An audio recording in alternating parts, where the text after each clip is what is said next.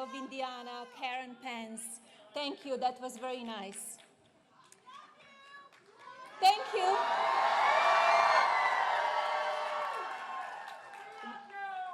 We love you too. What a wonderful welcome here in Pennsylvania. It has been more than 500 days since my husband, Donald Trump, announced he would run for President of the United States. I remember that day in June 2015 vividly. Surrounded by our family and speaking to an audience of millions, Donald promised to campaign on behalf of those who feel the system is broken and does not work for them, those who just want a fair shake, an opportunity for a better education, a better paying job, a better future. He pledged to restore integrity to Washington and respect for America abroad. This is not an ordinary campaign. It is a movement. A movement in which people feel included, inspired, and involved. I have seen it firsthand. We are deeply grateful to the millions of Americans who believe in my husband because they know he believes in you. He believes in America, and he will make fantastic president of this United States. I come here today to talk about my husband, Donald, and his deep love and respect for this country and all of its people. I have come here to talk about this man I have known for 18 years. And I have come here today to talk about our partnership, our family, and what I know for sure in my heart about this man who will make America great again. I know exactly what that means. I grew up in a small town in Slovenia near a beautiful river and forests. Slovenia is a small country that back then was under communist rule. It was a beautiful childhood. My parents were wonderful. Of course, we always knew about the incredible place called America. America was the word for freedom and opportunity. America meant if you could dream it, you could become it. When I was 10 years old, we learned that a man named Ronald Reagan was elected President of the United States of America. We heard of what he was saying and doing. President Reagan's morning in America was not just something in the United States. It began to feel like morning around the world, even in my small country. It was a true inspiration to me. Later, I lived in Milan and Paris, working hard as a fashion model. I worked with people from all over the world. Fashion is a business of glamour, but it is also hard work. There are ups and downs, high highs, and ridicule, and rejection too. I loved my work, and as a young entrepreneur, I wanted to follow my dreams to a place where freedom and opportunity were in abundance. So, of course, I came here. Living and working in America was a true blessing, but I wanted something more. I wanted to be an American.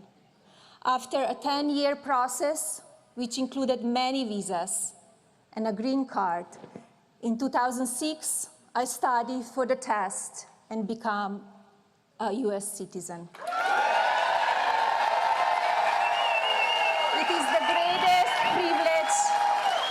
It is the greatest privilege in the world.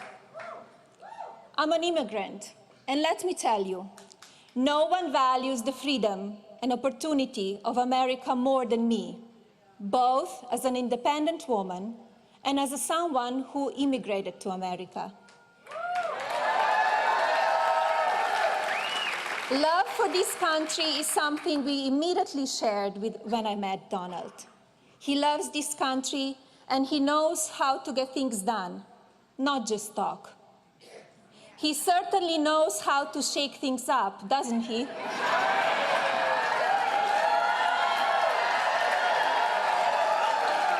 He knows how to make real change.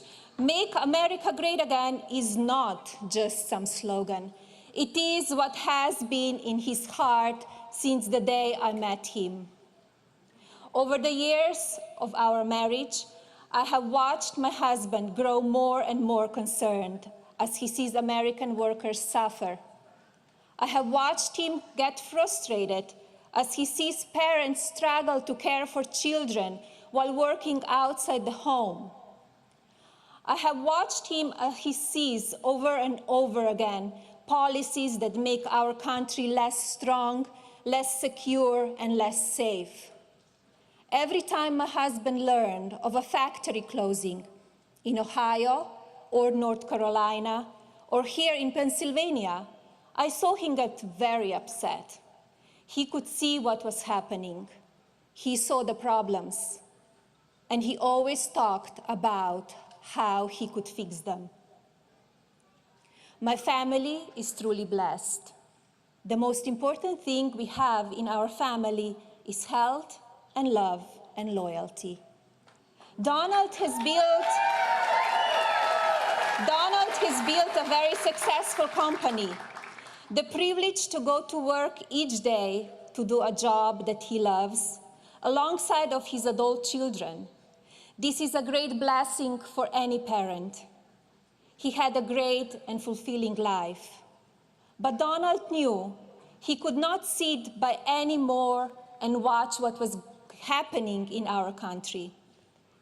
And that is when this campaign, this movement, began.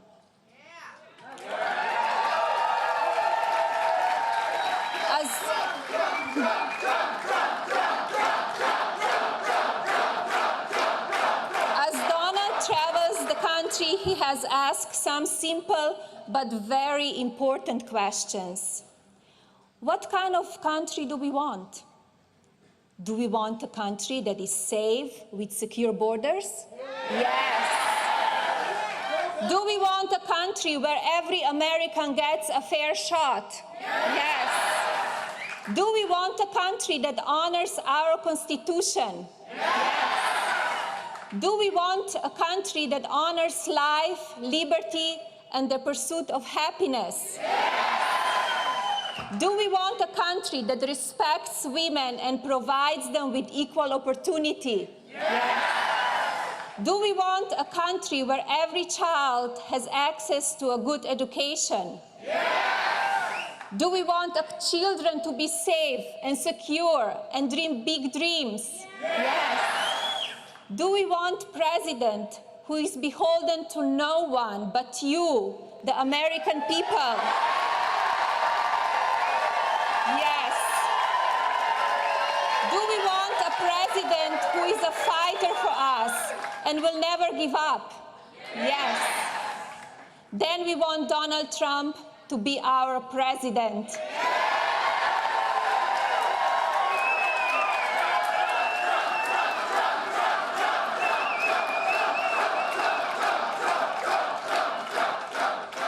People have asked me, if Donald is the president, what kind of first lady will you be? It will be my honor and privilege to serve this country.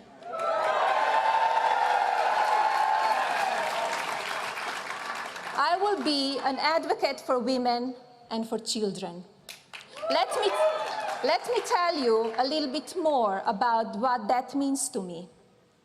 I'm a full-time mother to our son, Berwyn, an incredible boy. As his father travels around the country running for president, I'm with our son. We talk a little bit about politics and a lot about life, homework, and sports. Berwyn has many privileges and advantages. We know how fortunate we are. Still, I have the same conversations with my son that many of you have with your sons and daughters, and nieces and nephews, grandchildren and godchildren.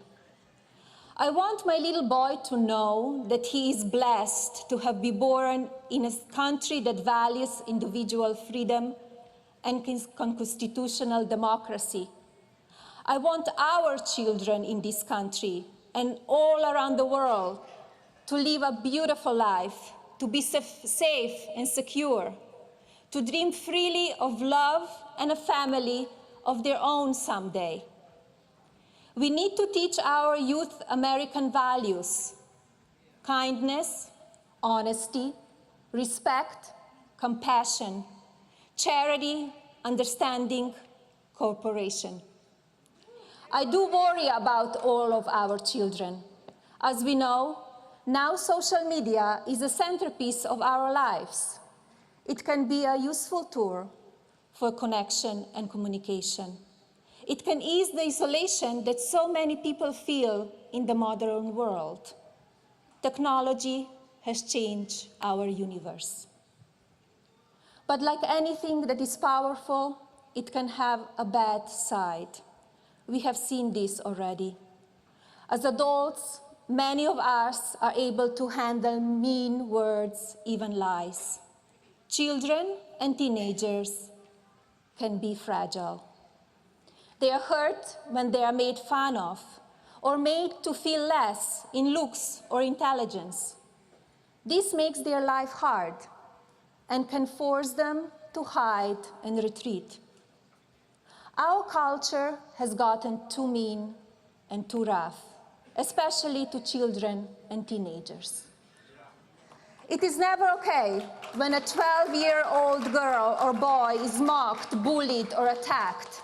It is terrible when that happens on the playground, and it is absolutely unacceptable when it's done by someone with no name hiding on the internet. We have to find a better way to talk to each other, to disagree with each other, to respect each other. We must find better ways to honor and support the basic goodness of our children, especially in social media. It will be one of the main focuses of my work if I'm privileged enough to become your First Lady.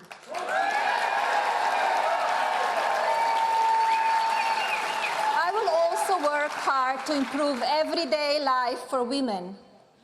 The women in America are incredible. They are strong, intelligent, generous, committed, determined. With opportunity, women will advance and achieve. But some women have been left behind. I see that.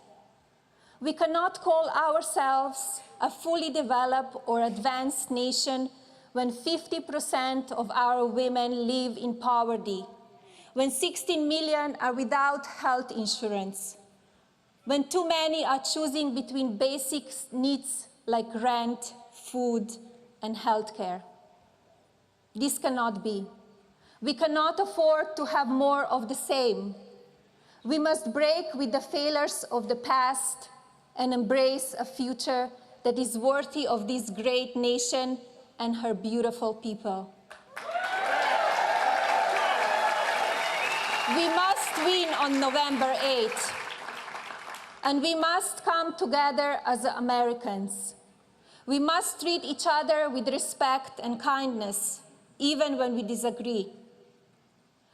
I will be there to support my husband's efforts to help all Americans when he is president.